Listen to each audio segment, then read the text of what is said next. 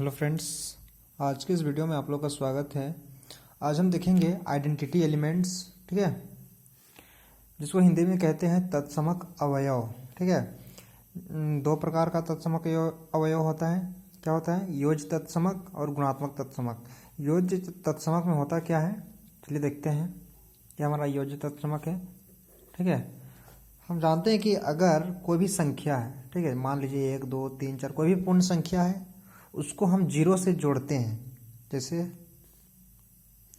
8 + 0 = 8, 9 + 0 = 9, 3 + 0 = 3। यही हमारा जो हम पूर्ण संख्या जीरो से ऐड किए, ठीक है, तो हमको कोई चेंजेस नहीं मिला। हमको यही आंसर यहाँ देखने को मिल रहा है। ठीक है, तो हम कह सकते हैं a + 0 = a। जी हाँ, कह सकते हैं। ठीक है, a + 0 = a हो सकता है। और जीरो हमारा क्या है? आप लोग को याद होगा कि जीरो हमारा सबसे छोटी पूर्ण संख्या है। क्या है? सबसे छोटी पूर्ण संख्या जीरो है। तो हम कह सकते हैं क्या कि जीरो यानी शून्य क्या है? सबसे छोटी पूर्ण संख्या तो है ही। ठीक है, हम इसको योज्य तत्समक में क्यों लगा रहे हैं, यह भी एक कारण हो सकता है कि जीरो को हम योज्य तत्समक में क्यों लगा रहे हैं। ये जो फंडा है, इसमें जीरो क्यों लगा रहे हैं, देखते हैं आगे। जीरो सबसे छोटी पूर्ण संख्या है। ठीक है, ये सबको पता है।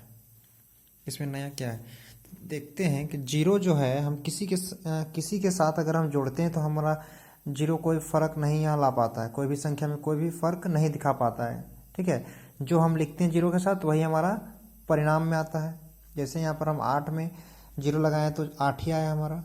ठीक है, तो इसी चीज़ को कहा गया है कि अगर वही हमको परिणाम मिलता है जीरो से ऐड करने पर, ठीक है, ऐसा कोई भी संख्या है जो हम जीरो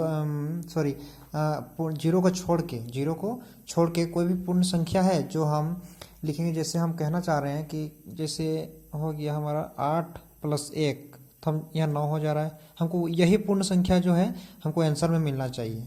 ठीक है, यही जो हम इधर लिख रहे हैं वही हमको आंसर में मिलना चाहिए, लेकिन ऐसा कोई भी संख्या नहीं जीरो के अलावे। ठीक है, इसलिए हम जीरो को क्या माना जाता है? जीरो को पूर्ण संख्या का योज्य तत्समक माना जाता है। पूर्ण संख्याओं के लिए योग तत्समक किसको माना जाता है? जीरो को माना जाता है। ठीक है, हमको परिणाम स्वतः वही मिलता है।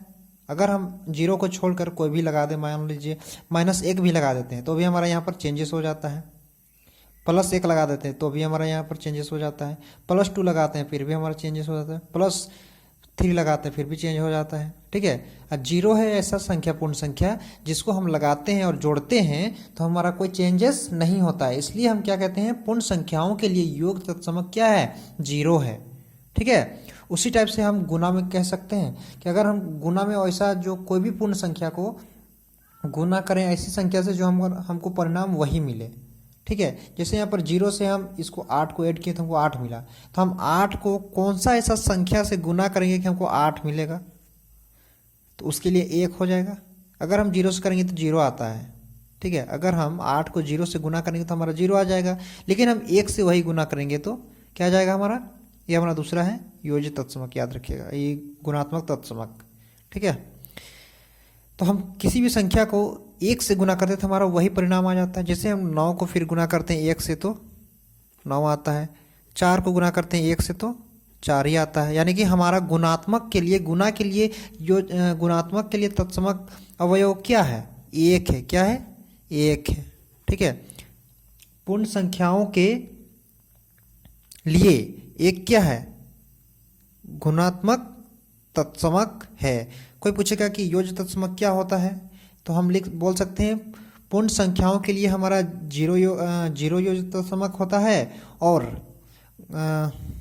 गुना के लिए, फिर कोई पूछेगा गुना के लिए योज्य तत्समक क्या है, तो हम बोलेंगे पूर्ण संख्याओं के लिए 1 जो है गुणात्मक तत्समक है। ठीक है, क्या बोलेंगे? 1 हमारा क्या है? गुणात्मक तत्समक है, और 0 हमारा योज्य तत्समक है। याद रखिएगा। ठीक है, इसमें मेन फंडा क्या है कि हमको परिणाम वही मिल जाता है। परिणाम वही मिलता है तो जोड़ में हमको जीरो से ऐड करेंगे, जीरो को किसी भी संख्या में ऐड करें तो ही ना हमको मिलेगा। अगर हम 1 देते हैं या 2 देते हैं तो चेंजेस हो जाता है। ठीक है, और 0 रखने पर चेंजेस नहीं होता है। उसी टाइप से यहाँ पर 1 रखने से चेंजेस नहीं होता है। अगर कोई फिर दूसरा रख दे, 0 भी रख, 1 को छोड़ के कोई भी संख्या -1 -2,